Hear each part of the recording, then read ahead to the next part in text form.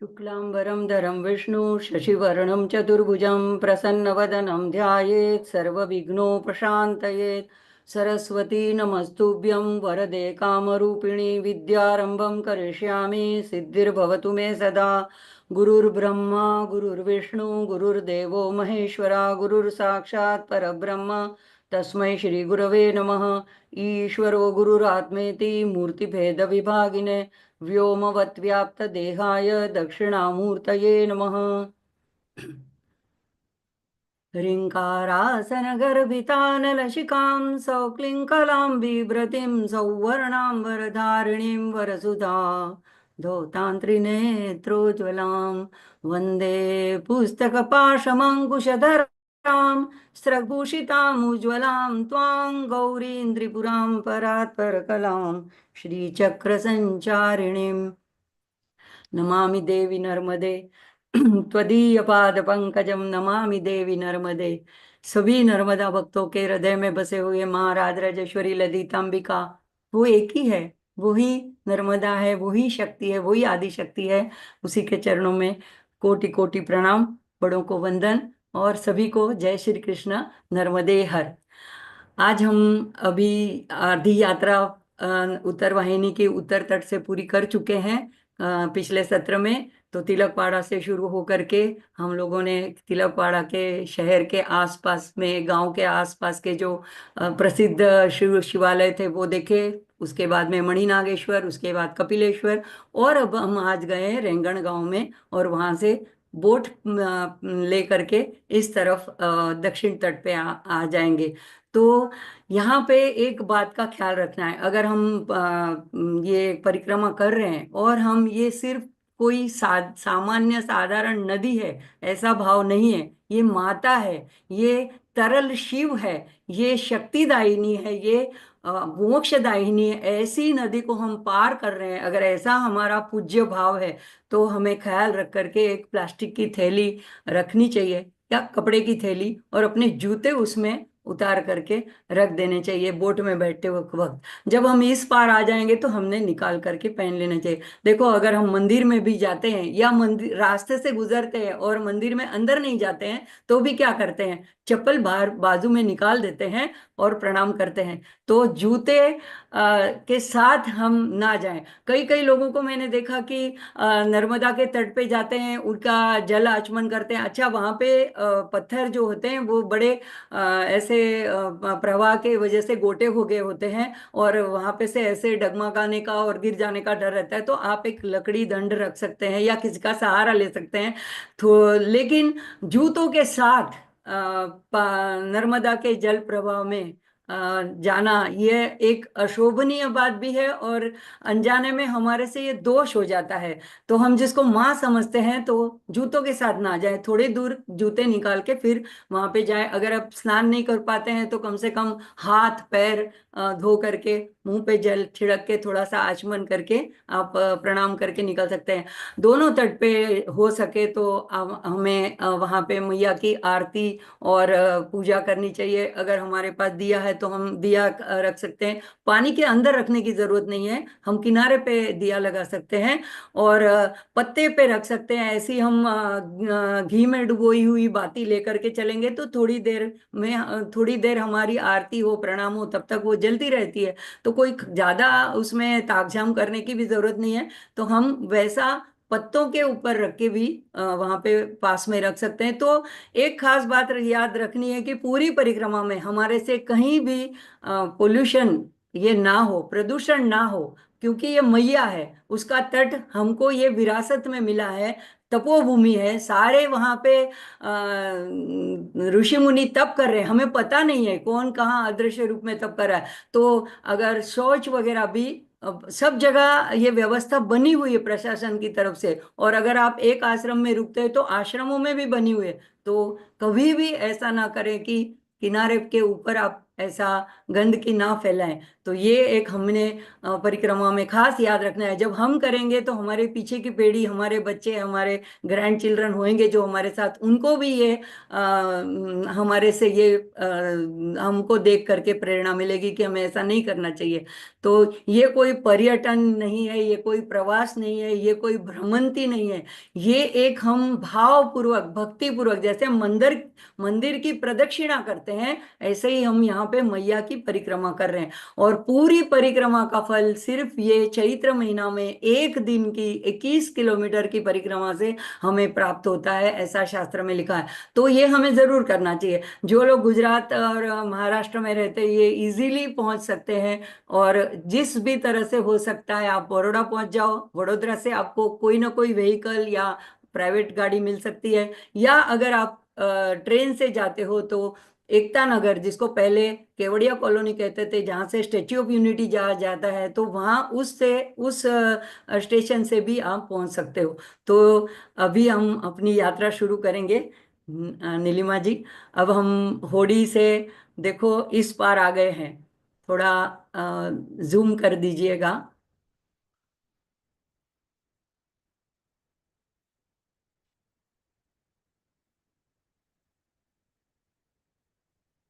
हाँ, अब ठीक है। तो देखो सामने की तरफ जो है रेंगण गांव का वो जो डोम बना हुआ है, जहाँ पे हमने पिछली बार देखा था, बैठने की व्यवस्था है और सारी मेडिकल वगैरह फैसिलिटी है। तो वहां से हम बोट से इस तरफ जेट्टी से 5-7-10 मिनट, 5-7 मिनट ही लगती है वहां से इस तरफ आने के लिए। तो हम अब यहाँ आ गए। अब आगे देखते हैं कि प्रशासन ने क्या क्या व्यवस्था की है। तो आगे आगे देखते हैं नीलिमा जी, नेक्स्ट स्लाइड देखते हैं। हाँ, तो ये देखिए, ये हम सीढ़ियों से ऊपर से लिया हुआ चित्र है। और देखो सब फोटोज जो मैंने इसमें डाले हैं या बताने की कोशिश की है, ये मैंने नहीं लिए हैं, क्योंकि मैं तो जहाँ जहाँ शिव के मंदिर थे और शिवालय थे, तो वो सिर्फ शिव पिंडी के मैंने कई जगह पे लिए थे। और ज्यादा इन सब बातों में मैं नहीं पड़ी थी। लेकिन अब जब मैं बता रही हूँ तो जो वीडियोस या फोटोज गूगल पे या नेट पे अवेलेबल है, या किसी ने जो परिक्रमा की है, तो उन सबकी मैं ऋणी हूँ, आभारी हूँ। उनमें से मैंने ये फोटोग्राफ्स लिए हैं। तो सारे मेरे अपने कैमरे से लिए हुए नहीं है। तो यहाँ पे भी आप देख सकते हैं कि जो राइट साइड में जो बैठने के लिए जगह बनी है, तंबू जैसा बना हुआ है, तो उसके पहले आगे स्नानागार है। तो ये लेडीज जेंट्स के दोनों अलग अलग है। वहां पे 15-15 फवारे लगे हैं पूरे ऐसे पाइप से। और चेंजिंग रूम करने के लिए ऐसे कंतान से बने हुए कपड़े से, प्लास्टिक से बने, प्लास्टिक नहीं है, एक कपड़े से बने हुए ऐसे विभाग किए हुए, खंड किए हुए हैं, तो वहां पे आप चेंज कर सकते हैं। तो डायरेक्ट नदी में से पंप से पानी खींच करके, और खुले में भी ऐसे फवारे लगे हैं, तो जेंट्स लोग खुले खुले में भी नहा सकते हैं। शौच के लिए अलग दूसरी साइड पे शौचालय बने हुए हैं। यहाँ पे जो जहाँ पे कार वगैरह खड़ी खड़ी है, वहां पे भोजनशाला है। तो अगर किसी को बिस्किट और चाय चाहिए तो वो भी अवेलेबल है।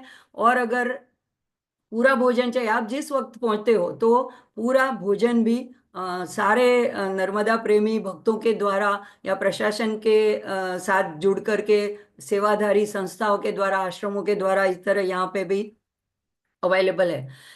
अब सीढ़ियों से चढ़ के आप जा सकते हैं। अगर सीढ़ियां चढ़ने में आपको थोड़ी दिक्कत होती है, तो इसके लेफ्ट साइड में एक ढलान का रास्ता भी है, जहां से ये व्हीकल्स नीचे आते हैं। तो उस रास्ते से, अगर आपको सीढ़ी नहीं चढ़नी है, तो उस रास्ते से भी आप ऊपर आ सकते हैं। आगे देखते हैं।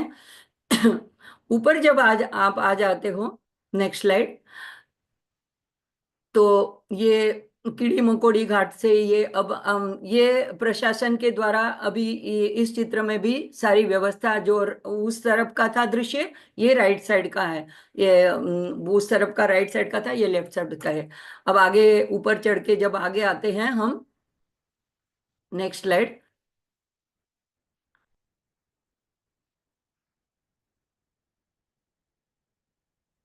तो यहां से देखो, ये उत्तर वाहिनी, मैंने इसका नाम दिया उत्तर वाहिनी नर्मदा दर्शन। आप देख सकते हो मेरे बिल्कुल सामने से, गरुड़ेश्वर से, यानी कि जहां से अमरकंटक से चलती है, तो सामने इससे नजदीक का जो है वो गरुड़ेश्वर है। गरुड़ेश्वर से सीधे ऐसे आ रही है और फिर लेफ्ट साइड में जा रही है, मतलब उत्तर की तरफ जा रही है। तो वहां से आ रही है और पश्चिम की तरफ जा रही है। और यहाँ पे इतना 10 किलोमीटर का जो प्रवाह है, ये रामपुरा से लेकर के तिलकबाड़ा तक का, वो मुड़ जाती है 90 डिग्री पे। तो ये उत्तर वाहिनी बन जाती है। हाँ, ये सीढ़ियां चढ़ के हम ऊपर आ रहे हैं, बहुत सारी सीढ़ियां हैं, लेकिन माँ का नाम लेते, नर्मदे हर करते करते हम चले जाते हैं, तो कोई दिक्कत नहीं आती है। आगे देखते हैं। अब जब ऊपर आ जाते हैं तो लेफ्ट साइड में ये सबसे पहले दो तीर्थ आते हैं। ये एक है धर्मेश्वर महादेव मंदिर। सारा ये रामपुरा गांव में ही है, मतलब ऊपर चढ़ते ही है, जैसे आप सीढ़ियां चढ़ के ऊपर आते हो, वहां पे बोर्ड भी लगे हुए हैं, तो लेफ्ट साइड में है। वो एक ही जगह में, एक ही मतलब मंदिर के परिसर में तीन मंदिर हैं। धर्मेश्वर महादेव है, जिसमें ऐसे तीन नेत्र भी बनाए हुए हैं, जैसे मणि नागेश्वर में थे। और नेक्स्ट नेक्स्ट देखते हैं, वो है भीमेश्वर महादेव। इसके बाद की स्लाइड देखते हैं। तो ये भीमेश्वर महादेव का शिवलिंग है। और एक राम जी का मंदिर है। तो ये सारा राम जी मढ़ी कहा जाता है, तो वहां से भी मैया का दर्शन बहुत अच्छा होता है। आगे देखते हैं। ये राम जी मढ़ी, ये इस तरह का एकदम पुरातन स्ट्रक्चर है, आपको बाहर से पता भी नहीं चलेगा। अगर आपको ख्याल आ रहा है, तो डोम एक दिख रहा है ऑरेंज कलर का, उस तरफ जहाँ पे ऊर्ध्व त्रिपुंड बनाया है, तो वहां पे हनुमान जी का और राम जी का मंदिर है। और पिछली पीछे की साइड में ये दोनों शिव मंदिर है, बाजू बाजू में। तो ये ज्यादा लोग मिस कर जाते हैं, लेकिन रामपुरा में अगर हम जहाँ से मैया की परिक्रमा शुरू करते हैं, अगर रामपुरा से करते हैं, तो पांच जो महादेव के मंदिर है, उनमें दर्शन करके प्रणाम करके फिर आगे बढ़ना है। ऐसे एक वयोवृद्ध व्यक्ति ने बताया था। तो हमें ये दो महादेव के पहले दर्शन करने हैं। अब आगे जब ऊपर चढ़ते हैं, ये है लेफ्ट साइड में सीढ़ियों से। अब राइट साइड में तीर्थेश्वर महादेव है। तो वहां पे पहले जो ओरिजिनल, ये यहाँ राम जी मढ़ी से मैया का दर्शन होता है, तो बहुत सुंदर है। अगर आप वहाँ पे विश्राम कर सकते हैं, जो पूरी परिक्रमा करने वाले परिक्रमावासी भी वहाँ थोड़ी देर के रुक सकते हैं, प्रसादी वगैरह ले सकते हैं। सब जगह में, आश्रमों में आपको रुकने की, आराम करने की, भोजन प्रसादी लेने की व्यवस्था होती है। अब आगे चलें, इस यहाँ से दर्शन करके आगे चलते हैं, तो तीर्थेश्वर महादेव राइट साइड में आता है। ओरिजिनल जो मंदिर था वो 2 साल पहले बहुत बाढ़ आई, तो उसमें बह गया, तो ये अब नया बना हुआ है। तो ये है तीर्थेश्वर महादेव। यहाँ पे ये नर्मदेश्वर शिवलिंग की स्थापना की गई है। तो यहाँ से ये तीसरा हो गया भीमेश्वर, और ये धर्मेश्वर और ये तीर्थेश्वर। अब उससे और आगे ऊपर जब आते हैं तो हम लोगों ने मिस कर दिया था, दंडी स्वामी योगानंद का आश्रम है, उसमें उत्तरेश्वर महादेव का शिवलिंग है, बहुत सुंदर। वहाँ पे ऐसे भगवान के ऊपर कमान बना करके रोज अलग अलग तरीके से श्रृंगार होते हैं। ये हमसे मिस हो गया था क्योंकि हम नहीं जानते थे। तो अगर आप जाते हो तो ये लेफ्ट साइड में है। आप किसी को भी पूछेंगे कि स्वामी योगानंद आश्रम कहाँ है, वहां पे भी रात को अगर आप अगले दिन पहुंच जाते हो तो रुकने की व्यवस्था है, भोजन प्रसादी की व्यवस्था है। और फिर आगे चलते हैं तो ये चार हो गए महादेव के मंदिर। अब आते हैं रामपुरा का जो फेमस मंदिर है, रणछोड़ राय का। तो राजा रणछोड़ राय का ये मंदिर का परिसर है। ये मंदिर दिख रहा है और इस तरफ जो है वो हॉल है, और सामने जो ऑरेंज कलर का दिख रहा है वो हनुमान जी का मंदिर है। आगे की स्लाइड देखते हैं। तो ये बहुत विशाल परिसर है और यहाँ से ही लोग रात को रुक करके परिक्रमा की शुरुआत करते हैं। ये बहुत सुंदर लुभावनी ऐसी राजा रणछोड़ राय की मूर्ति है। और इसके आगे देखेंगे, इसमें आगे दशावतार इसमें इतने क्लियर नहीं दिख रहे हैं, अगर आप वहां पे जूम करके देखोगे तो अगर पुजारी से पूछोगे तो वो बता देते हैं। तो सारे दशावतार इसमें कंडारित किए हुए हैं, लेकिन ये स्वयंभू मूर्ति है इसकी। आगे देखते हैं स्लाइड में, फिर उसकी कथा बताते हैं। आगे देखते हैं। ये मंदिर में ही पास में शिवलिंग है, स्फटिक का। बैक करके दिखाइए नीलिमा जी। तो शायद वहां पे उस चित्र में नहीं है। तो ये नहीं, यहाँ पे नहीं नहीं दिख रहा है, कट गया है। तो बड़ी विष्णु की ये रणछोड़ राय की मूर्ति है जिसमें दशावतार है, और पास में स्फटिक का शिवलिंग है, दोनों की पूजा होती है। देखो शिव विष्णु में कोई भेद नहीं है, जिसका जो इष्ट हो उसी की पूजा कर सकते हैं। यहाँ पे तो एक ही परिसर में शिव का मंदिर भी है और ये राजा रणछोड़ राय का मंदिर भी है, और मंदिर के अंदर भी शिवलिंग है। तो ऐसा भ्रमित नहीं होना। नर्मदा तट के ऊपर जिसका जो इष्ट है उसे वो ही प्राप्त होता है। तो आगे देखते हैं। ये आगे देखते हैं। ये सामने की तरफ ऐसा जो बंधा हुआ है टेंट के जैसा, तो वहां पे भोजन प्रसादी की व्यवस्था है। सारा दिन 24 घंटे वहां पे चलता रहता है। तो आप आश्रम में अगर रुके हो तो सुबह में हो तो अगर चाय नाश्ता भी मिलता है। इस वक्त भी हम दोपहर के टाइम पहुंचे थे तो छाछ, अगर हम मेरा प्रदोष का व्रत था तो बोले कि नहीं कुछ तो लेना पड़ेगा, तो हम लोगों ने छाछ ली थी।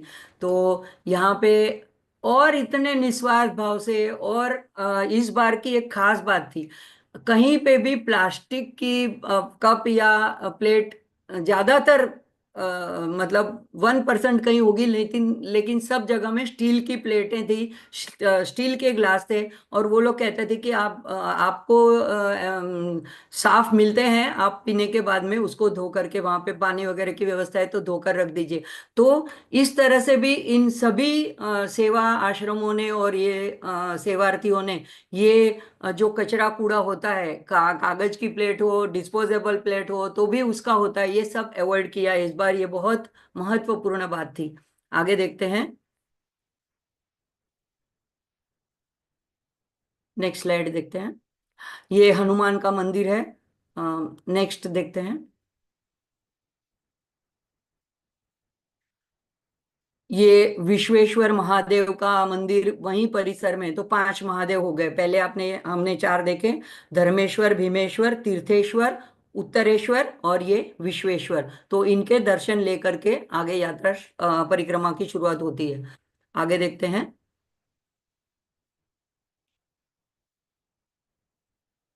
ये जो है एक छोटा सा मतलब मंदिर जैसा बना है, इसमें ऐसे चरण है। इसमें लिखा है श्री दशावतार राजा रणछोड़ राय प्रागट्य स्थान। तो 19 ये बना अभी 2023 में, इनको इस तरह से इन्होंने इसको बनाया, इसका प्रागट्य स्थान करके रखा है। साइड में से सीढ़ियां हैं और नीचे जो गुफा जैसा है, वहां वहां से ये मूर्ति जो रणछोड़ राय की हमने देखी वो प्रकट हुई थी मतलब ये किसी पटेल का खेत था 4 पीढ़ी पहले। अब उसकी चौथी पीढ़ी है जो यहाँ पे सेवा करती है, साफ सफाई। हमें पता भी नहीं चलेगा कि इनके परदादा ने ये जगह पूरी मंदिर को दान में दे दी है। तो ये उनको खेत में हल चलाते वक्त जमीन में से ये मूर्ति मिली थी, तो 1923 में। और तब उन्होंने यहाँ पे ऐसे छोटी सी जगह पे एक छोटा सा मंदिर बनाया था, और उसको 4 मार्च 2023 में 100 साल पूरे हो रहे थे प्रागट्य के। मतलब ये किसी की बनाई हुई नहीं, स्वयंभू प्रकट मूर्ति है। तो वहां के लोग रणछोड़ उनका मंत्र ही हो गया है। एक दूसरे को जैसे हम हरिओम बोलते हैं, नर्मदे हर बोलते हैं, जय श्री कृष्ण बोलते हैं, वैसे वहां के जो है लोकल एक दूसरे को जय रणछोड़ बोलते हैं। तो सारों ने मिलके 1 करोड़ मंत्र लिखे, और उस मंत्र को यहाँ पे स्थापित किया गया, और इसके ऊपर ऐसे चरण बनाए गए, और ये प्रागट्य स्थान पूजनीय स्थान माना जाता है। यहाँ पे भी दर्शन करते हैं लोग, क्योंकि यहाँ से ये उत्तरवाहिनी नर्मदा तीर्थ का एक महत्वपूर्ण स्थान है। आगे चलते हैं, नेक्स्ट स्लाइड। तो ये परिक्रमावासी के लिए हॉल है, जैसे आगे दिख रहा है ग्रीन कलर का, वो भोजन कक्ष था। और ये 2 बड़े विशाल वृक्ष है, इतने विशाल है कि यहाँ पे मैं वर्णन नहीं कर सकती हूँ, इतने विशाल है। उसके नीचे आप विश्राम कर सकते हो, कुर्सियां भी लगी रहती है। और बैट जो बोलते हैं हम लोग, वनवागोड़, वो भी इतनी सारी 50-60 जो मैंने कभी नहीं देखी थी इतनी नजदीक से, जो उल्टी लटकी हुई रहती है और उनकी आवाजें आती रहती है। तो ऐसे बड़े यहाँ पे ये वट वृक्ष है। अब मतलब ये कितना पुराना परिसर है, ये इसकी गवाही दे रहा है। आगे चलते हैं, यहाँ से परिक्रमा का दूसरा दौर शुरू हो रहा है। धूप तो बहुत तेज थी, 12 बज चुके थे। तो ये हरसिद्धि माता का मंदिर है, और हरसिद्धि माता जो है इस क्षेत्र की देवी मानी जाती है, कुल स्वामिनी मानी जाती है। और इसके, ये बहुत आप आगे आ गए।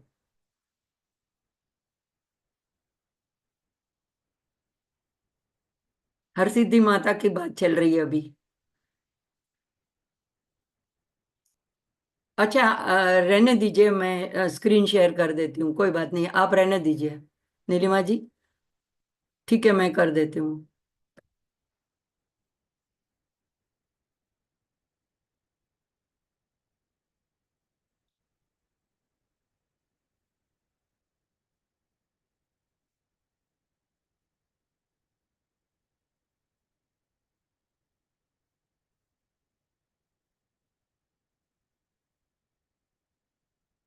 तो हम बात कर रहे थे हरसिद्धि माता मंदिर की।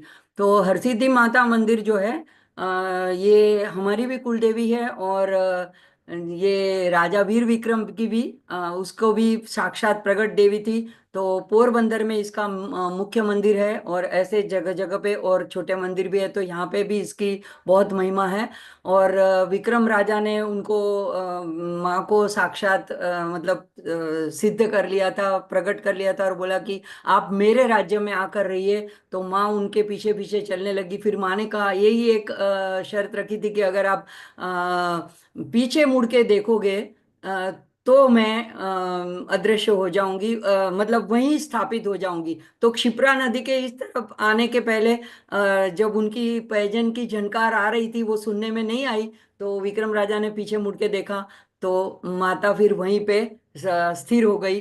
तो उज्जैन नगरी के अंदर नहीं है, उसके थोड़े शिप्रा नदी के इस तरफ माँ का मंदिर है। तो दोनों जगह पे माँ का सुबह और रात में ऐसे वास माना जाता है। तो राजपीपला के पास भी एक बहुत बड़ा मंदिर है, वहां पे भी एक संत के इतनी तपस्या से महाप्रगट हुई थी, और उन्होंने कहा कि मैं यहाँ पे तुम्हारे लिए वास करूंगी। तो इस जो यहाँ पे इतना जो क्षेत्र है, उसकी जो कुल स्वामिनी बोली जाती है वो हरसिद्धि माता बोली जाती है। तो इस मंदिर में भी प्रणाम करके, उसका दर्शन करके फिर आगे बढ़ते हैं।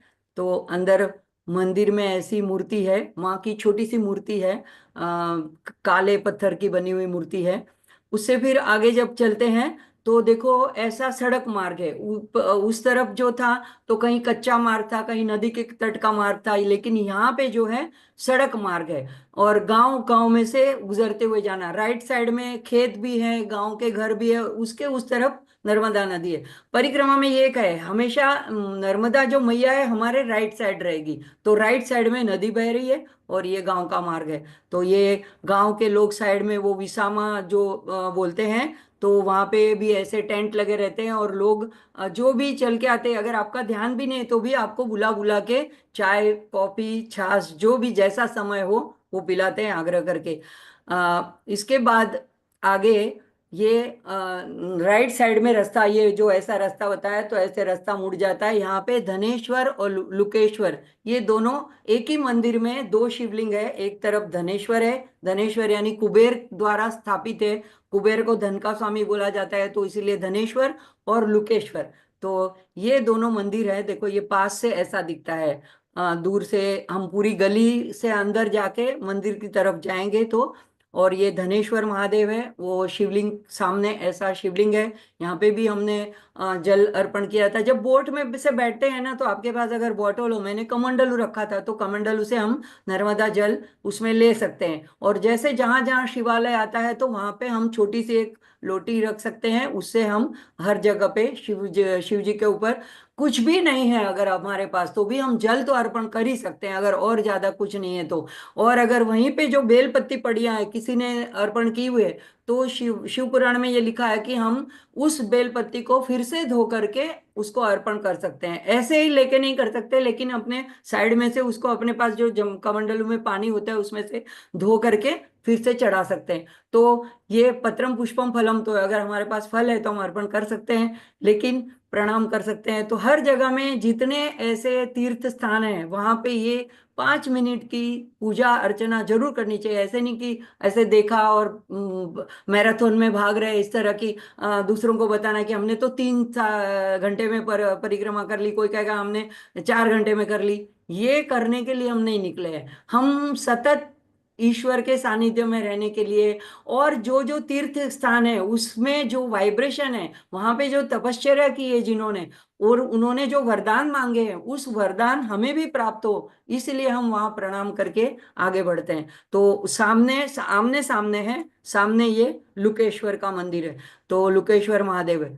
अब ये लुकेश्वर की स्टोरी ज्यादातर सब लोगों ने सुनी होगी। एक काल पृष्ठ नाम का राक्षस था। अच्छा देखो, दैत्य वैसे होते हैं लेकिन फिर भी अपनी तपश्चर्या में बड़े पक्के होते हैं, तो उन्होंने 1,000 वर्ष तक उल्टे लटक के झाड़ पे ऐसे भी तपश्चर्या की। नीचे अंगार करके वो वायु जो निकलता है धुआं, वो धुआं भक्षण करके। तो एक बार शिव और पार्वती वहां से गुजरे तो उन्होंने देखा, अब शिव जी तो जानते थे कि इस आदमी वरदान देने के लायक नहीं है, लेकिन माँ जो है वो करुणावश हो जाती है। तो उन्होंने कहा देखो देखो ये कितनी कठोर परीक्षा आपकी तपस्या कर रहा है और आप उनको कुछ वरदान नहीं। उन्होंने कहा नहीं नहीं, सब अपने कर्मों के हिसाब करते हैं। नहीं, फिर भी माँ ने कहा कि नहीं, आप जरूर उनको वरदान दिए। तो दोनों प्रकट हुए और उसको बोला कि अच्छा क्या वरदान चाहते हो, तुम्हारी तपश्चर्या से हम प्रसन्न हुए। अब वो था, उसने कहा कि उसको अजय बनना था, तो उसने कहा मैं किसी भी युद्ध में पराजित ना हूं, तो लेकिन अभी युद्ध में पराजित ना हूं लेकिन फिर भी कोई अगर मुझे पकड़ ले तो फिर उन्होंने कहा कि मैं जिसके सर के ऊपर हाथ रखूं वो भस्म हो जाए। इसीलिए हम उसको भस्मासुर के नाम से भी जानते हैं, वैसे उसका नाम काल पृष्ठ था। अब शिवजी ने तथास्तु बोल दिया। अब ये कहने लगा कि मैं, आपने वरदान तो दिया लेकिन मुझे खातरी कैसे होगी, तो मैं आपके ऊपर ही सिर के ऊपर हाथ रख के इसका खातरी करना चाहता हूँ कि वरदान आपने सच में मुझे दिया है कि ऐसे ही बोल रहे हो। अब भगवान मुश्किल में पड़ गए। अब भगवान आगे आगे चल रहे हैं, ये पीछे पीछे जा रहा है, और नंदी के ऊपर बैठ के तो नर्मदा पुराण में सारी डिटेल में उसकी कथा बताई है कि भगवान कहाँ कहाँ ब्रह्मलोक में गए, विष्णु लोक में, विष्णु तो क्षीर सागर में थे, फिर नारद जी मिले, नारद जी ने को कहा किसी तरह से विष्णु को बुला के लाइए, तो बोला कि आप नर्मदा किनारे पे जा करके कहीं पे छुप जाइए। तो भगवान यहाँ पे आके लुकेश्वर के रूप में छुप गए। लुकना यानी छुपना। और विष्णु भगवान जो है उन्होंने ऐसी रचना करी वसंत ऋतु की, सारा सुगंधित वातावरण और चहचहाते पक्षी, और खुद एक सुंदर नवयौवना कुंवारी लड़की के रूप में वहां मोहिनी के रूप में प्रकट हुए। और वो काल पृष्ठ जो देख रहा था कि कहाँ गए शिव जी, कहाँ गए शिव जी, तो उसको ये सारी सुंदर मधुर ध्वनि और ये सुगंध आने लगी, तो देखने लगा, उससे मोहित हो गया। और उन्होंने कहा कि हमारे में तो ऐसी प्रथा है कि हम जो हमारे जैसा हम नृत्यांगना है, हम गोपिका है, तो हम जैसा नृत्य करें, ऐसी नृत्य आप भी कर सको तभी आप मुझे पा सकते हो। अब वो मोहवश था, उसने हाँ कह दी। और भगवान ऐसे ऐसे करते करते भगवान ने ऐसी मुद्रा की, उसने भी ऐसी मुद्रा की, तो वो स्वयं भस्म हो गया वरदान के ही रूप में। तो इस तरह से वहां लुकेश्वर की कथा आती है। तो ये जब पता चला कुबेर को कि यहाँ भगवान स्वयं स्थापित हुए थे, रुके थे, तो उसने आके यहाँ बड़ी तपश्चर्या की। तो भगवान शिव जी वहां प्रसन्न हुए। क्यों? क्योंकि रावण ने उसको लंका, जो सोने की लंका से निकाल दिया था, निष्कासित कर दिया था, और सारा हड़प कर लिया था, उसका सौतेला भाई था। तो वो उसने आके शिव जी की बहुत तपस्या की। तब शिव जी ने ये पंच कुबेर का पहला कुबेर माना जाता है। वहां पूरा पूरे पंच, उस एरिया में पांच कुबेर है। एक तो वहां पे जो करनाड़ी के पास में है वो भी है, और पंच कुबेर में से ये सबसे दक्षिण तट का प्रथम कुबेर माना जाता है। तो कुबेर ने जहां जहां पूजा करी, तो फिर भगवान ने उसको धन का, ऐश्वर्य का ऐसा अधिकारी बना दिया, खजांची बना दिया। तो इसीलिए यहाँ पे सभी लोग अगर धन की भी कामना से करते हैं तो वो सफल होती है। तो ये लुकेश्वर और ये दोनों का दर्शन करके उस गली से हमें फिर बाहर आना है। और बाहर आने के बाद फिर से सड़क मार्ग से हम जब आगे जाएंगे, ये उसी के आगे जटेश्वर और कमंडलेश्वर, तो ये पार्वती द्वारा स्थापित है। वो लुकेश्वर और धनेश्वर के आगे उसी एरिया में, उसी आश्रम के पास है। तो अब जब हम रास्ते से चल रहे थे तो एक जगह पे ऐसा टेंट बना हुआ था, उसमें निस्वार्थ सेवा दी जा रही थी। अभी कभी कभी क्या होता है, कोई कोई जगह पे कोई ऐसे दान पात्र रखा हुआ होता है, तो हम अगर उसमें कुछ चाहे तो डाल सकते हैं, ताकि ये सेवा आगे अविरत चालू रहे। तो मैंने कुछ देना चाहा, लेकिन इस स्वामिनी जी ने बोला कि नहीं, हम कुछ भी अन्नदान का एक भी पैसा नहीं लेते हैं। मुझे बड़ा आश्चर्य लगा। और फिर मेरा जन्मदिन था, तो मैंने उनको प्रणाम किया, तो उन्होंने बोला मेरा भी आज जन्मदिन है, मुझे 70 कंप्लीट होके 71 मेरा वर्ष शुरू हुआ है। तो मुझे बड़ा अच्छा लगा। बोले हम दोनों को एक दूसरे की याद रहेगी, आप कभी मेरे आश्रम में आना। तो उनके साथ एक फोटो खिंचवा ली थी। तो ये कृष्णागिरी ऐसे स्वामिनी जी है, उनका आश्रम वहीं पे है। आगे चलते तो ऐसा देखो, अश्वत्थ का वो वट वृक्ष थे वहां पे रामपुरा में। ये मैंने फोटो खींची, लेकिन पूरा तो अपने कैमरे में नहीं आता है। इतना विशाल वृक्ष है, इतना विशाल वृक्ष है, ऊपर से भी इतना विशाल है कि हमें पता चलता है कि ये सारा कितना हजारों हजारों साल से ये यहाँ पे स्थापित है। और ये ऐसी ऐतिहासिक जगह है। अभी आगे आते हैं मांगरोळ गांव में, तो वहां पे मंगलेश्वर महादेव का मंदिर है। ऐसे सीढ़ियां चढ़ के ऊपर जाना होता है। ये लुकेश्वर के बाद में मंगलेश्वर एक इम्पोर्टेंट ऐसा रुकने का स्थान है, यहाँ पे जरूर दर्शन करना चाहिए। तो ऊपर जब जाते हैं तो ऐसे मंगलेश्वर का महादेव का मंदिर बना है, और अंदर जाते हैं तो ऐसे। और यहाँ पे लाल वस्त्र अर्पण करने का, लाल फूल, लाल चंदन, इसकी बड़ी महिमा है। और जो हमने रास्ते में से ऐसे पपीते जो कोई बेच रहा था, तो मैंने कहा उनका भी कुछ मतलब फायदा हो। तो आप देख सकते हैं, जो रास्ते से मिला वही वहां पे अर्पण कर दिया था। और रास्ते में से कनेर के फूल, आक के फूल, धतूरे के फूल मिलते जाते थे, जो ऐसे रास्ते से लगे हुए रहते थे। तो वही हम तोड़ लेते थे। तो इतना आनंद आता था कि भगवान जब किसी शिवालय में अर्पण करते थे, तो ये होता था कि वहां पे और रहते थे फूल, और जो मैंने अर्पण किया वही फूल नहीं होता था। तो मुझे इतना अच्छा लगता था। तो ये सफेद चंपा के, जासवंत के, गुड़हल जिसको बोलते हैं, सारे अलग अलग, और अपराजिता के ब्लू फूल जिसको बोलते हैं, गोकर्ण भी बोलते हैं, उस वैसा सफेद भी। तो सारे एक स्थान से दूसरे स्थान के जाने से बीच में अगर हमारी ऐसी दृष्टि हो कि हम शिव जी के लिए क्या ले जा सकते हैं, तो ऐसे फूल मिल जाते थे। और हम उसका अर्चन करते हुए, और पास में ही अगर कूलर है तो एकदम ठंडा जल लेकर के अर्पण करते, और अगर अपने पास नर्मदा का जल है तो वो अर्पण करते हुए आगे बढ़ते थे। वो यहाँ पे मंगल ग्रह ने भगवान की पूजा की है। ऐसे कहते हैं कि ये पृथ्वी का पुत्र भी माना जाता है, और भगवान के प्रस्वेद से जैसे नर्मदा जी बह करके नदी के रूप में बनी है, ऐसे ही ये भी भगवान शिव से उत्पन्न हुआ हुआ है। तो अगर किसी को मंगल दोष है तो भी यहाँ पे पूजन अर्चन कर सकते हैं, और उसमें उसको राहत मिलती है। उसी परिसर में एक ये नर्मदेश्वर का भी मंदिर है, नर्मदेश्वर महादेव को बहुत सुंदर शिवलिंग है, वहां पे भी पूजा अर्चना की। अब जब आगे चलते हैं तो देखो ऐसे पक्की सड़क का रास्ता है। कहीं छांव होती है, कहीं नहीं होती है। दोपहर का टाइम था, हम लोग 12 से चले थे, तो कहीं फिर एक एक जगह पे आधा घंटा पौना घंटा रुक जाते थे। हालांकि सभी आश्रम वाले बोलते थे कि आप 4 बजे तक रुक जाओ, लेकिन हमें बड़ौदा भी वापस जाना था तो हम ज्यादा नहीं रुकते थे। लेकिन सभी लोग आग्रह यही करते थे कि आप रुक जाइए, थोड़ी धूप कम होए तब चलना। 42 डिग्री टेम्परेचर बाहर था, लेकिन माँ की कृपा से न सर दर्द हुआ, न कोई हीट स्ट्रोक लगा, न कोई उल्टियां हुई, न कुछ भी नहीं हुआ। हाँ, माँ का स्मरण करते करते और नाम जप करते, हनुमान चालीसा करते करते चले जा रहे थे। अब आगे आता है तपोवन आश्रम। ये स्वामी पूर्णानंद जी सरस्वती के द्वारा स्थापित है, और उनकी तपस्थली है।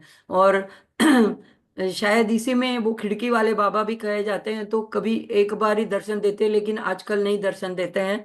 तो ये मांगरोळ में, ये भी मांगरोळ गांव में ही बोला जाता है। अंदर जाने से गेट से अंदर जाएंगे तो ऐसे ये सामने ओम तपोवन आश्रम लिखा है, ये मेन आश्रम है। इसमें ऊपर स्वामी जी रहते हैं। ये बड़ा सुंदर आश्रम है, इतने वृक्ष लगे हैं, फल के फूलों के, यज्ञशालाएं हैं। तो ये यहाँ पे ऐसे कमल का एक पूरा तालाब बना हुआ है, इसमें सारे कमल खिले हुए रहते हैं।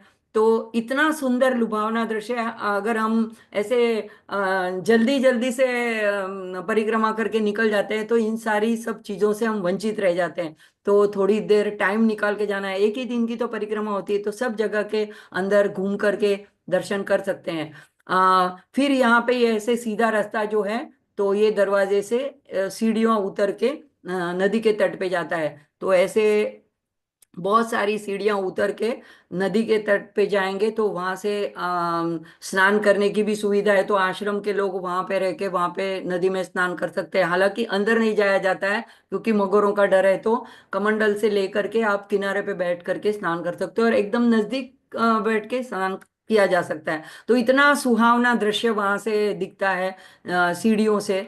और अगर हम ऊपर आश्रम में आ जाएं सीढ़ियां चढ़ के, तो वहां पे औदुंबर का वृक्ष है, उसके नीचे दत्त महाराज की मूर्ति है, और शिवलिंग भी है एक पीपल के वृक्ष के नीचे। तो वहां पे बैठने की सीट की अरेंजमेंट भी है। तो अगर आश्रम में आप एक दिन रुकते भी हो, तो ये सामने मैया का दर्शन भी मिलता है, और बहुत सुकून मिलता है। ध्यान करना नहीं पड़ता है, ध्यान अपने आप लग जाता है। मेडिटेशन के लिए एकदम बेस्ट ऐसा ये आश्रम है, और आप वहां पे रुक सकते हो। तो फिर आज रास्ते में चलते हो तो रोड के ऊपर ही एक जय बजरंगबली। आपको लगेगा ऐसे तो बहुत सारे बजरंगबली के, नहीं, इसमें खास बात है, इसके अंदर एक तो पूरी पूर्ण ऐसी बजरंगबली की मूर्ति है, लेकिन पास में जो है एक आदि है। वो कहते कि वो ओरिजिनल है, बाढ़ आई थी तो उसमें से वो मूर्ति उनको मिली थी, या तो बाढ़ के वक्त वो प्रकट हुई थी। तो उन्होंने बहुत साल पहले से वो वहां पे स्थापित है, और जो दूसरी पूरी है वो बाद में बनाई गई। तो यहाँ पे भी अखंड, हम पिछली बार जब हम गए थे 3 साल पहले, तो यहाँ पे हमें पपीते मिले थे, पपीते के ऐसे स्लाइस करके। और इस साल यहाँ पे कलिंगर का शरबत था।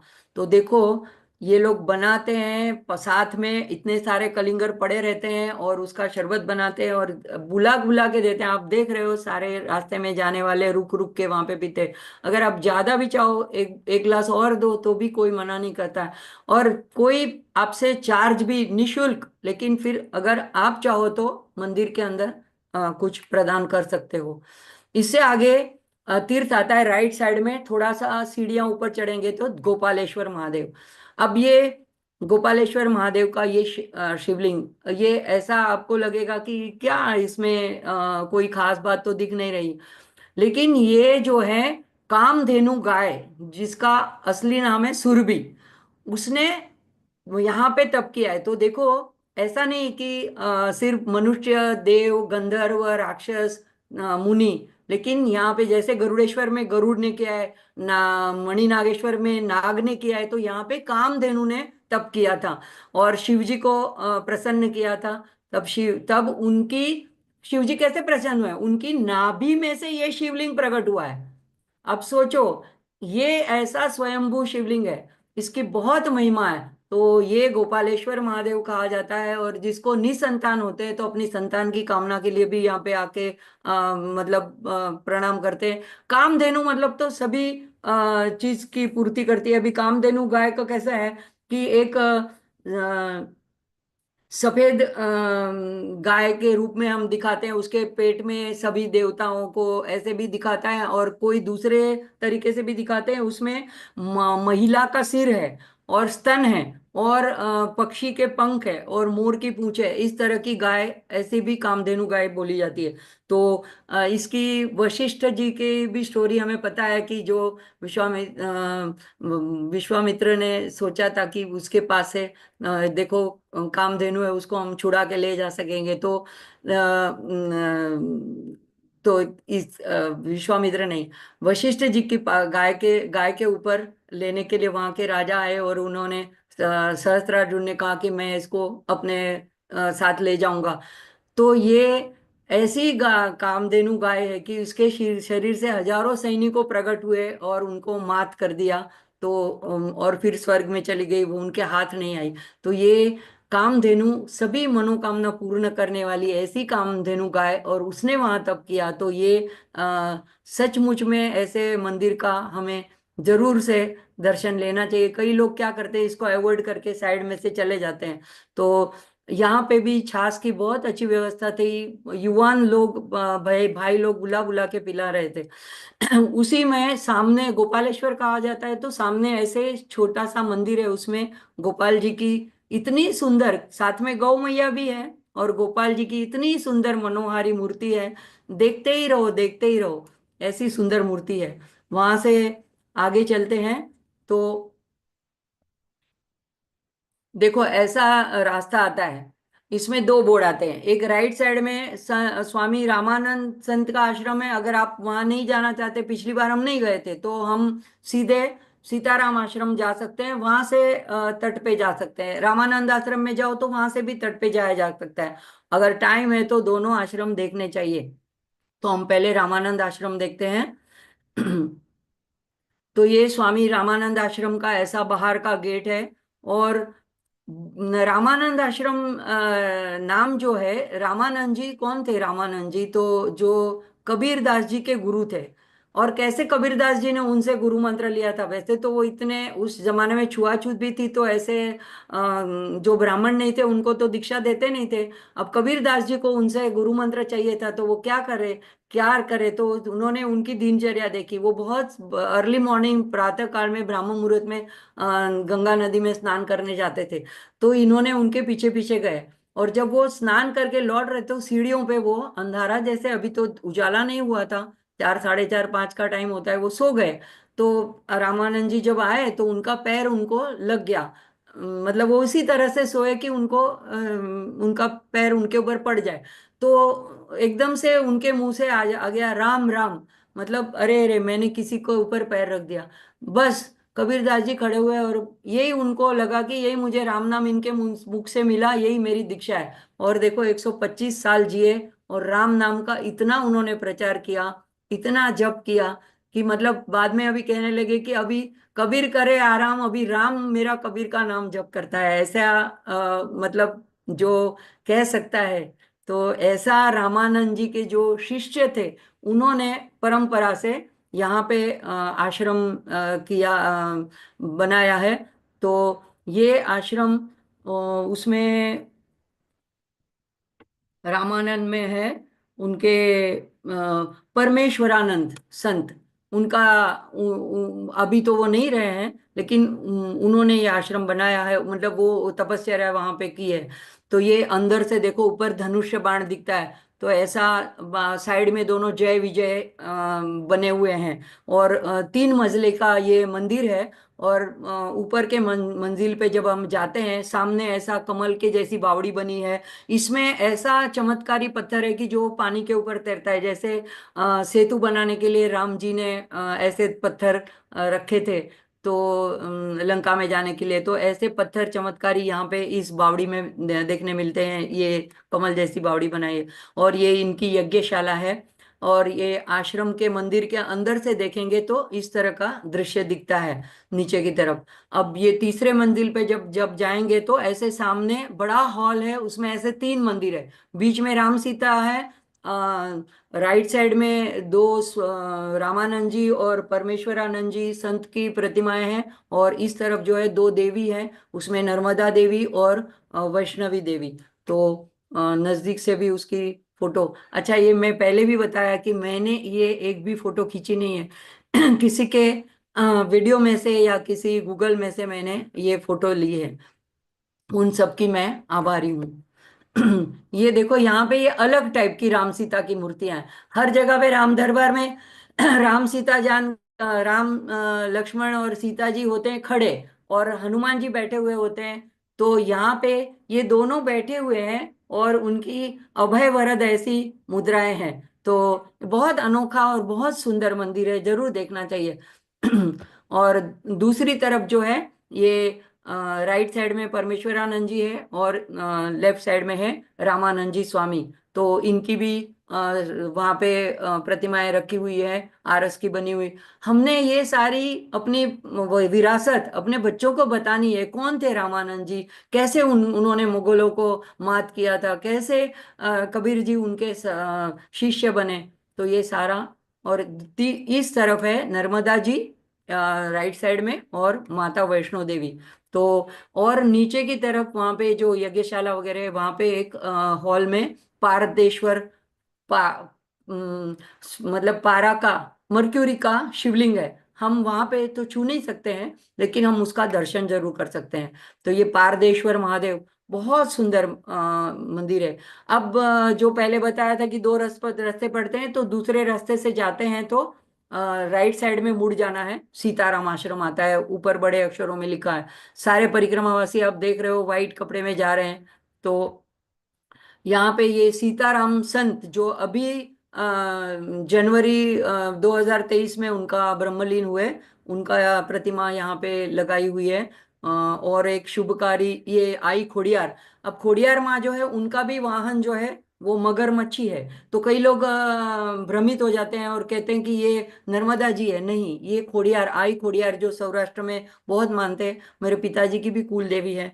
तो इनका भी वाहन मगरमच्छ है, और ये इनका त्रिशूल होता है।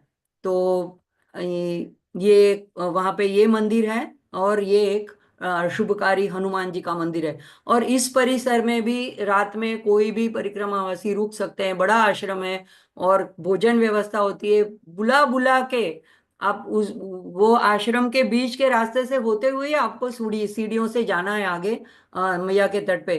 तो ये सारी सीढ़ियां हैं। ये मेरा भाई है जो जिसने मुझे इतना साथ दिया। यहाँ आते आते हमको 5 बज गए थे, 12 बजे से हम चले थे दूसरे तट पे। तो इतनी धूप में रुकते रुकते हम यहाँ आए। तो ये सीढ़ियाँ उतर के सामने मैया का पट दिख रहा है। मैं मेरे भाई का भी इसी के माध्यम से आभार व्यक्त करती हूँ कि इतना कोई साथ नहीं देता है, लेकिन उसने कहा कि नहीं दीदी, मैं खुद ही गाड़ी ड्राइव करूंगा और आपके साथ चलूंगा, आप जैसे बोलोगे पूरा दिन मैं आपके साथ रहूंगा। तो ये मेरा भाई है गौरांग वसावड़ा। भैया, आपका भी आभार है। और भैया ने बोला कि आपकी भी एक फोटो ले लेता हूँ। ठीक है।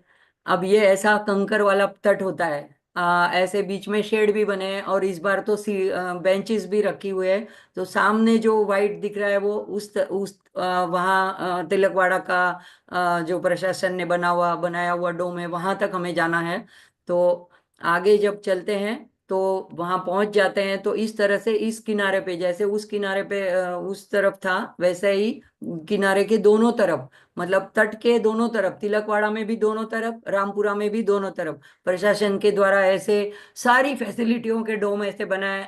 इसमें मेडिकल, पानी, मंदिर, पुलिस व्यवस्था, सब कुछ अवेलेबल था। और इतना बड़ा विशाल ऐसा डोम बनाया था कि जिसके अंदर इतनी 500 से ज्यादा कुर्सियां थी, 16 पंखे थे, मैंने गिने थे, 32 पंखे थे। तो वो पंखों के नीचे आप आराम से, इतना धूप में चल के आए हो तो विश्राम कर सकते हो, पानी ठंडा पी सकते हो। और आगे देखो इस तरह से, आगे अभी बोट नहीं है, तो आपको पुल से जाना है, तो यहाँ पे ऐसे बैठने की व्यवस्था, ये अंदर का दृश्य, आप पंखे भी देख सकते हो। लाइट अगर रात के टाइम भी लोग करते हैं, वैसे गलत है, वो शास्त्र के विरुद्ध है। तो लाइट की भी पूरी रात पूरे रास्ते में दोनों तट पे व्यवस्था रहती है। और ये ऐसे अब वहाँ डोम से बाहर आते हैं तो ऐसे सामने पुलिया बनी हुई है, और ये टेम्पररी पुल बनाया है। नीचे ऐसे वो पानी के प्रवाह जाने के लिए ऐसे रखे हैं, और उस ऊपर से ऐसे सिर्फ मट्टी डाल के, और कच्चा पुल ऐसा बनाया है जिससे लोग आसानी से सामने के तट पर जा सके। यहाँ पे प्रवाह इतना ज्यादा नहीं है गहरा कि बोट चल सके, तो पहले चलती थी। अब ये बांध की वजह से कभी पानी छोड़ते हैं, कभी नहीं छोड़ते हैं, तो इस तरह से यहाँ पे ये पुल की व्यवस्था है। तो पुल से हम जब आगे बढ़ते हैं, ऐसे डबल तरफ ऐसे पर्दे वगैरह भी लगाए हुए कि कोई गिर ना जाए। और जब तिलकवाड़ा के तट पर आते हैं तो यहाँ पे भी सब, स्नान स्नान करना हो तो स्नानागार बने हुए हैं, शौचालय बने हैं, सब कुछ यहाँ पे फैसिलिटी प्रशासन की तरह। ऐसे लेडीज जेंट्स के लिए अलग ऐसे बोडोम बने हैं, अंदर चेंजिंग रूम भी बने हैं। ये हम अब आगे आ गए तो ये डोम पीछे रह गया, सामने का तट भी दिख रहा है और ये वाला तिलकवाड़ा का भी दिख रहा है। तो इतना ये कच्चा रास्ता चल के जब आते हैं तो सीढ़ियां चल चढ़ करके हमें ऊपर चलना है। तो यहाँ पे लेफ्ट हैंड साइड में दूर मेरा भाई खड़ा है, तो वहां से एक छोटा सा मंदिर है, उससे भी ऊपर ये थोड़ी कठिन चढ़ाई है। अगर आपके पास स्टिक है, दंड है, तो अच्छा पड़ेगा। तो यहाँ से देखो इस तरह से पूरी ऐसे लोग जा रहे हैं ऊपर, चढ़ाई चढ़ करके। जब जब हम जा रहे थे तब हम दोनों ही थे, ये मैंने किसी और के वीडियो से ली हुई फोटो है। अब हम आ गए हैं परिक्रमा पूर्ण करने के लिए मारुति धाम के रामेश्वर मंदिर में। तो यहाँ पे भी जो कमंडल में जल था वो अर्पण किया, पूजा अर्चा की, और आ, भगवान से संकल्प जो पहले लिया था कि मैया की कृपा से और शिव शिव जी की कृपा से, गुरु की कृपा से परिक्रमा आनंद से पूर्ण हुई है। तो जल अर्पण किया, संकल्प पूर्ति की, और भगवान से प्रार्थना करके वहां से हम बाहर निकल गए। तो ये रामेश्वर महादेव का नजदीक से जो लिया हुआ है। तो ये ऐसा शिवलिंग है। यहाँ से फिर एक गुरु घर आता है, गुरु लीला घर, वो हमारा सुबह देखने का छूट गया था, लेकिन शाम को लेट हो गया था तो हम नहीं जा पाए। अगर आपको समय है तो आप वो भी देख सकते हैं। जैसे ही आप वासुदेव कुटीर से आगे चलेंगे तो राइट साइड में है। वो एक फैमिली को वासुदेवानंद सरस्वती स्वामी, जिन्होंने यहाँ पे चातुर्मास भी किया था कई साल पहले, उनके जो व्यक्ति था वो भी 60 इयर्स के होंगे। और उनके परदादा की वो बात बता रहे थे, वासुदेवानंद सरस्वती स्वामी, टेम्बे स्वामी, उनके घर आकर रुकते थे। उस जमाने में तो जंगल ही था सारा, कोई ज्यादा लोग वहां पे बसते नहीं थे, छोटा सा गांव था तिलकवाड़ा। तो उनका ऐसा उनके साथ नजदीक का संबंध था। तो उनके परदादा और दादी, उनके बच्चे नहीं थे, और उनका जो पत्नी थी, उनका मासिक धर्म भी चला गया था, इतने बूढ़े हो गए थे वो लोग। लेकिन एक बार वासुदेवानंद सरस्वती ने उनसे पूछा कि मैया आपकी क्या इच्छा है। अब सबकी इच्छा यही होती कि हमारा वंश चले, लेकिन अभी इस उम्र में क्या मांग सकते हैं। लेकिन उन्होंने अंतर की बात जान करके उनको मंत्रित करके एक भस्म दी, तो उनको फिर से वो अम, अ, मासिक धर्म शुरू हुआ और उनको एक पुत्र की प्राप्ति हुई। तो वो कहते हैं कि हम जो है उनके मंत्र से उपजे हुए संतान है। तो ये उनकी चौथी पीढ़ी वहां पे है। और एक उनके पास पत्र है, छाटी वो जो पहनते थे वस्त्र, वो भी सारी चीजें उन्होंने वासुदेवानंद सरस्वती की वहां पे जो उनके पास अवेलेबल है वो सारी, जिसमें कथरोट में वो खाना बनाते थे, वो धातु का उपयोग नहीं करते थे, वो नैष्ठिक ब्रह्मचारी थे। तो लकड़े की कथरोट थी, वो भी रखी हुई है सारी। देखने लायक है। अगर आपको गुरु के प्रति श्रद्धा है और आपको समय है तो आपको वो गुरु लीला घर भी विजिट करना चाहिए। हम मैंने वीडियो देखी थी लेकिन हम लेट हो रहा था तो हमारे से वो देखना छूट गया था। तो एक पत्र की भी बात उन्होंने कही कि एक बार वासुदेवानंद सरस्वती ने कहा कि अब यहाँ से मैं द्वारका जाता हूँ। अब वहां से तिलकवाड़ा से द्वारका करीब करीब 550 किलोमीटर है। तो इन्होंने, इनके परदादा ने कहा कि अच्छा, पहुंचते ही पत्र लिख देना कि मैं पहुंच गया। तो कहते हैं कि 4 दिन के बाद उनको पत्र मिला जिसमें वहां के द्वारका के पोस्ट की भी स्टैम्प थी और यहाँ पे तिलकवाड़ा की भी स्टैम्प की पोस्ट थी। वो पत्र उन्होंने रखा है। वो कहते हैं कि कैसे ये पॉसिबल है, कितनी भी फास्ट चलो, 550 किलोमीटर पहुंचने के बाद में तुरंत उन्होंने पत्र लिखा और यहाँ पे आया। पत्र लिख आने में भी 2 दिन लग जाते हैं। तो कहते हैं कि वो वायु गमन कर सकते थे, ये योग सिद्धि थी, उसका ये प्रमाण है। ये पत्र जो हमारे पास है वो उसका प्रमाण है। तो ऐसा गुरु लीला घर भी है वहां पे। तो ऐसी सारी परिक्रमा हमारी पूरी हुई। 6:10 पर, सुबह 6 बजे चले थे, 12 घंटे हो गए और फिर हम बड़ौदा पहुंच गए। तो मैं चाहती हूँ कि जो लोग नजदीक रहते हैं ये इतनी लंबी ना करें, 3 4 5 घंटे में करें, सुबह जल्दी चलें, लेकिन जरूर करें। तो पूरी नर्मदा परिक्रमा का फल जरूर प्राप्त होता है। श्रद्धा रखिए। और बात यह है कि एक थोड़ा आमिष ऐसा लड्डू जैसा बताते हैं ना, जैसे माँ कड़वी दवा पिलाने के लड्डू बताती है, ये नर्मदा जी ऐसे हमको एक ऐसा छोटा ये बताती है कि आप आ जाओ, इतनी छोटी परिक्रमा कर लो तो आपको पूरा फल मिलेगा। लेकिन जब आप मैया के पास जाते हो और उसके जल का पान करते हो और उसके तीर्थों का दर्शन करते हो ना, तो क्या होता है, आपको एक संकल्प मन में उठता ही उठता है। अगर आप यंग हो और कर पाते हो कि मैं पूरी परिक्रमा करूं, चाहे वाहन से करो चाहे पैदल करो। मेरा भी ऐसा ही हुआ था 3 साल पहले, मैंने पहले उत्तर वाहिनी करी, तभी मेरे मन में यह संकल्प उठा था। तो मैं जरूर चाहती हूँ कि आप लोग कम से कम एक दिन की ये उत्तर वाहिनी जरूर करें। अगर इस साल ना हो सके, मन में भावना करिए, माँ को आजीजी करिए, उनको एक एप्लीकेशन डालिए। तो जैसे मैं, मेरी बड़ी परिक्रमा करनी थी तो उसके पहले मैं जबलपुर में गई और वहां पे सरस्वती घाट पे जा करके मैंने कहा मैं रजिस्ट्रेशन के लिए आई हूँ मैया, मेरा चेहरा देख लो, मुझे परिक्रमा करनी है, मुझे बुला लो। तो ऐसे भाव से आप आजीजी करो, मैया जरूर बुला लेगी। इसी के साथ इस सत्र को यहाँ पे विराम देते हैं। अब किसी को कुछ प्रश्न पूछना हो तो हैंड रेज कर सकते हैं। ओम पूर्णमद पूर्णमिदं पूर्णात् पूर्णमुदच्यते पूर्णस्य पूर्णमादाय पूर्णमेवावशिष्यते। ओम शांति शांति शांति। हरि ओम श्री गुरुभ्यो नमः। हरि ओम। नर्मदे हर। हाँ मुझे, बोलिए। हाँ दीदी, हाँ बोलिए। हाँ, मुझे ये पूछना है कि ये परिक्रमा एक ही दिन में हो जाती है? एक ही दिन में हो जाती है ना। और देखो, नहीं। ऐसे शास्त्र में तो बोलते हैं कि 2 दिन में करनी चाहिए। मतलब एक अच्छा। दिन आप थोड़ा चलो और 3 4 घंटे सुबह के टाइम में और रुक जाओ किसी आश्रम में, वहां पे भोजन लो, विश्राम करो, शाम की आरती करो। एक रात का निवास करने का बोलते हैं। अगर आपके पास टाइम है और अगर आप, हाँ। ये तो जल्दी से लोग पूरा करते हैं, तो आप रुक जाइए। दूसरे दिन ब्रह्म मुहूर्त में सुबह में 5 बजे 5:30 जब उजाला हो जाए तब चलो। एक तट पे एक दिन करो, दूसरे तट पे दूसरे दिन करो, बहुत आसानी से कर सकते हो। अच्छा, ये जो आप मंदिर सब दिखाया है आपने दर्शन के लिए, वो सब आ जाएगा एक दिन में? हाँ वो तो एक दिन में सब मैंने किया ना, सब आ जाता है।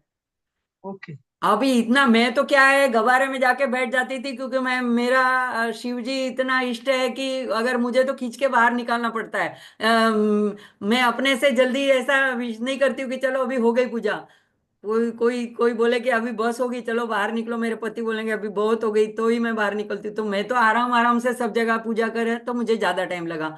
आप 5-6 घंटे में तो पूरा आप कर सकते हो। और नहीं, वाहन से मुझे करो तो तो भी ज्यादा इतना ही होता लगेगा। है, वाहन से मुझे करो तो पाँच। भी इतना ही लगेगा, क्योंकि वाहन जो है वो होड़ी से जैसे हम पार करते हैं वैसे वाहन नहीं आएगा। तो उसको बहुत आगे राजपीपला तक जाके नर्मदा ब्रिज से इस तरफ आना पड़ेगा, तो वाहन से पूरी परिक्रमा को 90 किलोमीटर हो जाते हैं। तो इसीलिए समय उसमें भी 5-6 घंटे ही लगते हैं।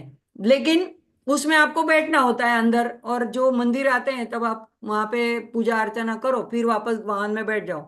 तो ऐसे भी हो सकता है। मुझे तो टाइम ज्यादा लगेगा, 5-6 घंटे में नहीं होएगा मेरा, क्योंकि मुझे स्पाइन का प्रॉब्लम है, तो मुझे चलने में थोड़ा प्रॉब्लम होता है। अभी इतना तो देव गुरु कृपा से पहले से अच्छा है, बेहतर है। तो मैं एक खड़ी दिन नहीं रह एक पाती दिन हूँ, मैं रुक जाओ, चलती एक रहती दिन हूँ। एक जगह पे रुक जाओ। हाँ, 3-4 घंटे, 3 दिन में भी कर सकते हो, आपके ऊपर है। हाँ, चैत्र हाँ। महीना में करना यही है। अभी आपाधापी के समय में लोग नहीं 1 दिन में पूरा करते हैं। दीदी, वैसे तो मुझे कॉन्फिडेंस आ गया, अभी मैं गोकुल मथुरा वृंदावन खुले पैर पैदल परिक्रमा कर लिया है, तो तो अभी आप कर कॉन्फिडेंस आ सकते हो, गया है। तो आप तो जरूर मुझे ये कर करने सकते का हो, ही है मतलब। हो तो मैं जाएगा। क्या बोलती हूँ, ये रात को भी कर सकते हैं, दिन में शास्त्र धूप विरुद्ध है, रहती। इसलिए रात को नहीं करनी चाहिए, क्योंकि ओके, दिन में ही करनी चाहिए। सुबह ओके, आप ओके। अर्ली मॉर्निंग कर सकते हो, ठीक है। 4 बजे निकल सकते हैं। हाँ हाँ, दूसरे को चांस देंगे। हाँ, ठीक ओके, है, ओके। नर्मदे हर। હર હર નર્મદે દીદી. हाँ बोलिए। હા દીદી, ક્યાં જવાનું પેલા? તમારે પેલા વડોદરા વડોદરા જઈ શકો, તમે ક્યાં રહ્યો છો? હું પેટલા જ રહું છું, આણંદ જિલ્લામાં રહું છું. નજીક થાય અચ્છા, મારાથી, પણ પેલું હા મારે તો ક્યાં હા જવાનું તો એમ? તમારે વડોદરા જવાનું, આણંદ થી તમને વડોદરા સારું પડે તો રાજપીપળાથી જવાય, તમે કારમાં જતા હોય તો તમારે રામપરા પહેલા જવાનું, એ હા, બાજુથી આવતા હોય તો. અને વડોદરા બસ સ્ટેશન થી ટ્રેનમાં આવતા હોય તો પછી તમારે તિલકવાડા પહેલું આવે. ક્યાંયથી પણ તમે તિલકવાડાથી જઈ શકો, તિલકવાડા પરિક્રમા પહેલું. ત્યાંથી ચાલુ? બે પરિક્રમા જગ્યાએથી થઈ તિલકવાડાથી શકે, ચાલુ? પણ ગુજરાતના લોકો ખાસ કરીને એમ કે છે કે માર્કંડેય ઋષિએ ત્યાંથી શરૂ કરી थी। मतलब मार्कंडेय ऋषि ने चैत्र महीना में रामपरा से शुरू करी, आज भी लोगों की श्रद्धा है कि वो वहां से करते हैं। तो इसीलिए गुजरात के लोग ज्यादा करके लोग वहां से करते हैं। यहाँ से महाराष्ट्र से जो आते हैं और उनको पूना, नासिक और बम्बई से उनको तिलकवाड़ा नजदीक पड़ता है, तो वहां से करते हैं। दोनों का फल एक ही है, लेकिन અચ્છા. अपनी अपनी श्रद्धा की बात है। मैंने पहली बार જી દીદી. रामपरा से की थी, इस बार तिलकवाड़ा से की। એટલે રિક્ષા ત્યાં જાય છે ને બધા, આપણને લઈ જાય ને ત્યાંથી जવું હોય तो એમ. हाँ हाँ, એસટી जरूर लेके ત્યાંથી जाते રિક્ષા हैं, बहुत કરી લઈ તો जरूर। લઈ જાય ने. हाँ हाँ जरूर। જી દીદી, એટલું જ પૂછવું હતું દીદી. हाँ हाँ, आप करो बस। हाँ, नर्मदे हर। हाँ सेजल बेन बोलो। હા દીદી આપણે તમે એવું હોય છે કે 3 વાર 3 વાર તમે કરો પરિક્રમા, તમે જે આખી પરિક્રમા કરી, જે આપણે જે પૂરી પરિક્રમા હોય છે ને, જે 3500 કિલોમીટરની, એટલું ફળ મળે એમ. हाँ, એવું એ સાચું એમ કે મને ખબર નથી, એટલે બધું સાચું છે જો બધું.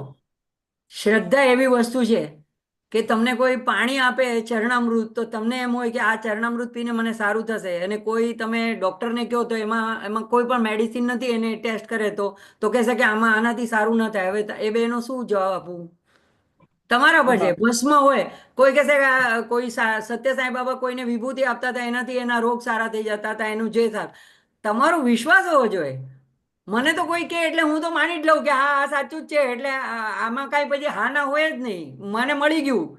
મારે ભગવાન સાથે વાત થઈ ગઈ કે ભાઈ તે મને આને આમ કીધું એટલે મેં કરી, એટલે મને હવે ફળ મળી ગયું। એટલે હું તો બધાને કહું છું कि अभी मैं बोलती हूँ कि कुछ लेना देना है तो पूरा करो, मैं अभी वापस आने वाली नहीं हूँ।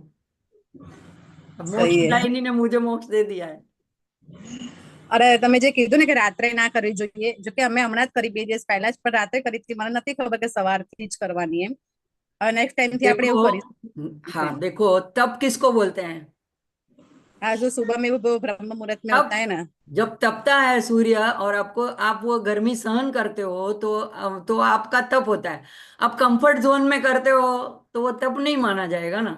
फिर भी नहीं मिलेगा ऐसा नहीं है, कम मिलेगा। हाँ ऐसा नहीं कि नहीं मिलेगा, ये मैं अथॉरिटी नहीं हूँ कि ऐसे मैं बोलूँ। मैया अगर सही। आपका भाव देखेगी तो दे भी सकती है, मैया के ऊपर है। लेकिन दिन में करो तो ज्यादा अच्छा है, क्योंकि आपको सब दिखेगा। मैया भी दिखेगी, नहीं तो मैया भी नहीं दिखेगी, हाँ, ये बात सही है, आपने जो दर्शन बताया अभी नहीं आप। होंगे। सब एग्जैक्ट तीर्थों के दर्शन नहीं होंगे, सब लोगों के आप एक ऐसे प्रवाह में सब लोग चल रहे हैं, आप भी चल रहे हो, और आप ऐसा टिक कर देते हो कि चलो मेरी हो गई परिक्रमा। ऐसा सही नहीं है है। ऐसे। लेकिन ये कभी पहला स्टेप है, दूसरी बार अभी देखो चैत्र महीना हर साल में आता है, दूसरी हाँ, बार आराम से करो। ये बार फर्स्ट एक टाइम है मन फिर में दृढ़ विश्वास रखो कि दूसरी बार मैया मैं दूसरी बार अच्छी तरह से करूंगी। सही है। इस बार का मेरा यही ट्रेलर समझ लो, फिर मैं अभी अभी जरूर आऊंगी। हाँ बोलो गीता बहन। जय नर्मदे हर दीदी। नर्मदे। आप जब बोल रहे थे इतना ऐसा नजदीक से जो जाके हम अभी लास्ट मंथ हम करके आए 17 दिन का बड़ा है ओमकारेश्वर से जाके गाड़ी से करके आए। वो भी बहुत अनुभव अच्छा लगा है। लेकिन आप जो बोल रहे हैं एक दिन का मतलब शक्ति और भक्ति के इसमें रहता है ना, जो भक्ति से करता है तो भगवान भक्ति का उकेला रहता है। उस तरह से नर्मदा मैया को जो एक दिन भी मिल जाए तो बहुत ही अच्छा समझते। तो आप जब बता रहे तो इतना ऐसा हो रहा है कि मुझे और एक बार करना ही है। करना ही इतने चाहिए, देखो मैं सच्ची इतना ऐसा अनुभव हुआ है तो आंख पे शहरे आते कि हर एक तट पर हम लोग नहा लिया है ऐसे। मेरे को देखो, मैं बता नहीं सकती हूँ, मेरे को भी हर अभी आ रहे सच्ची हैं। मैया को याद करूंगी तो मैं, और मैं नहीं जा पाती थी तो मैं घर पे कोई नहीं रहता था तो रोती थी मंदिर में, मेरे को बुलाओ मेरे को बुलाओ, मेरे को बुला यहाँ क्यों बंधा करके रखा है। मैं घर में ये करते थे कि तुम कैसे जाओगी, तो लेकिन 150 200 सीढ़ियां नीचे उतरते भी मुझे घुटने का दर्द है तो भी मैं चले गई पर पता ही नहीं चला मुझे। और कपिलेश्वर तीर्थ तो ऐसा वो जंगल में से जाने का था पता तो है, रास्ता बहुत ही बड़ा बढ़िया लेकिन वो था। कितना सुंदर है, कितना बहुत सुंदर है। सुंदर बहुत सुंदर। अरे लाइट गई है। हाँ बहुत सुंदर दीदी। ठीक बहुत है। सुंदर। और ठीक है, नर्मदे हर। हाँ, कौन बोलता है अभी? नीमा जी बोलिए। हाँ, एक्चुअली वो ये तो मुझे भी नहीं पता था कि सुबह मैं 3 साल से कर रही हूँ, लेकिन मैं भी रात में ही कर रही हूँ।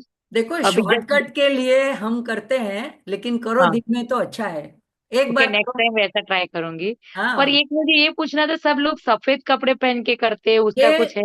नहीं, वो है कि धूप में चलते हैं ना, तो हाँ, सफेद क्रिकेटर लोग भी अभी अतरंगी रंग पहनते हैं, पहले कैसे सब लोग धूप में खेलते थे तो व्हाइट कपड़े पहनते तो सूर्य की गर्मी कम लगती है, रिफ्लेक्ट होता है। ब्लैक या ऐसा करते हैं तो हम मंदिर में जाते हैं तो देखो कुछ पूजा अर्चा करते हैं तो श्वेत वस्त्र, ये पवित्रता की भी निशानी है। दूसरा है हाँ, कि ये नदी जो है ये तपस्थली है, तो तपस्विनी है, वैरागिणी है, तो वैराग्य को देती है, तो ये हमारे ऊपर वो वस्त्र का भी प्रभाव आता है ना।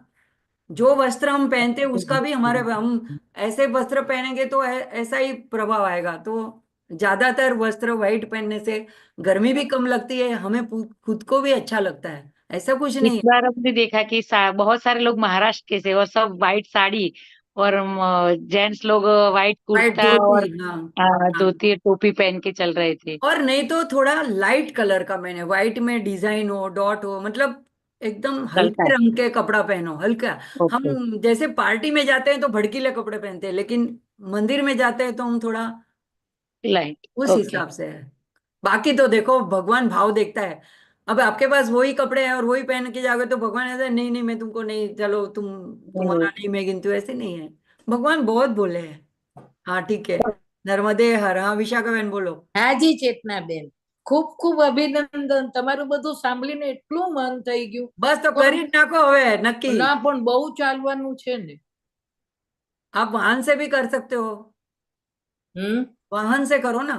વાહન से भी एक करे. ही दिन में होता है वो भी। हम्म. आपको किसी को बोलो, और वहां पे किसी ने पूछा था तो देखो मैंने एक पता किया था, 2500 रुपये बोले थे वो वाहन वाले ने, बड़ी गाड़ी थी, और 6 जन को लेके जाते हैं। तो अगर आपका 6 का ग्रुप है तो अच्छा है, नहीं तो आप वहां से भी लोगों का मिलके 6 जन का ग्रुप ઓહો. लेके बोलो तो डिवाइड हो जाते पैसे, और पूरे तीर्थों का दर्शन करा के लेके आते हैं 4-5 घंटा में, फिर आप वापस बड़ौदा आ जाओ।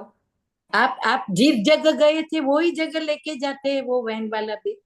हाँ हाँ, ये सारे रास्ते से, और उनको वो होड़ी से नहीं जाते हैं तो वो आगे राजपीपला से नर्मदा ब्रिज से इस तरफ आते हैं, तो हमको चलने में टाइम लगता है, वो लोग गाड़ी से आते हैं, टाइम उतना ही लगता है, लेकिन उनका लंबा रास्ता है, हमारा छोटा रास्ता है, यही बात है। બહુ મન છે મને.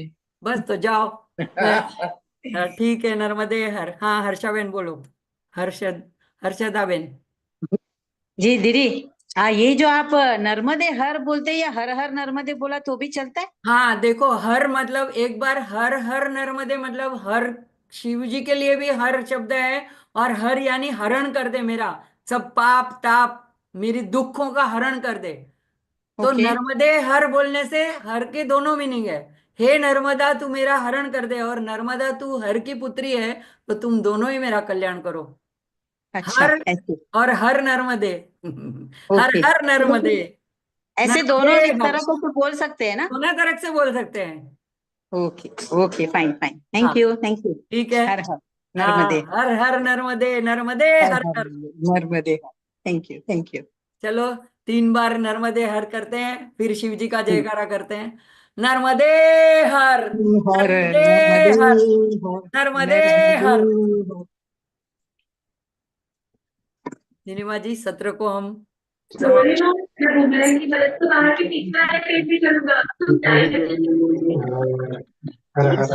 नर्मदे हर। आइए आज के सत्र को हम विराम की ओर ले जाए, और बहुत ही सभी को अच्छे से जानकारी प्राप्त हो रही है, और सबका एक प्रकार से मन हो ही गया है नर्मदा परिक्रमा करने का। तो यह माँ भगवती की बहुत ही कृपा है कि हम सबको यह अवसर प्राप्त हो रहा है। चेतना बहन के माध्यम से उन्होंने जो परिक्रमा करी, एक एक दर्शन किए, उन सब का भी हमें एक प्रकार से दर्शन हो रहे हैं सभी तीर्थों के, उनके महात्म्य सुनने को प्राप्त हो रहा है। यह माँ भगवती की बहुत कृपा है। और आगे भी प्रत्येक रविवार को हम जो मुख्य नर्मदा परिक्रमा है उसका भी हम सुनते रहेंगे। आइए आज के सत्र को विराम की ओर ले जाए, सभी साथ मिलकर के भगवान महादेव का जयकार करें। नमः नर्मदे हर, नर्मदे हर, नर्मदे हर हर महादेव। नर्मदे हर, भाई आपका भी आभार, और नीलिमा जी आपका भी आभार। जी, आज मैंने पहली बार नर्मदे की परिक्रमा का सुना। 5 बार किया।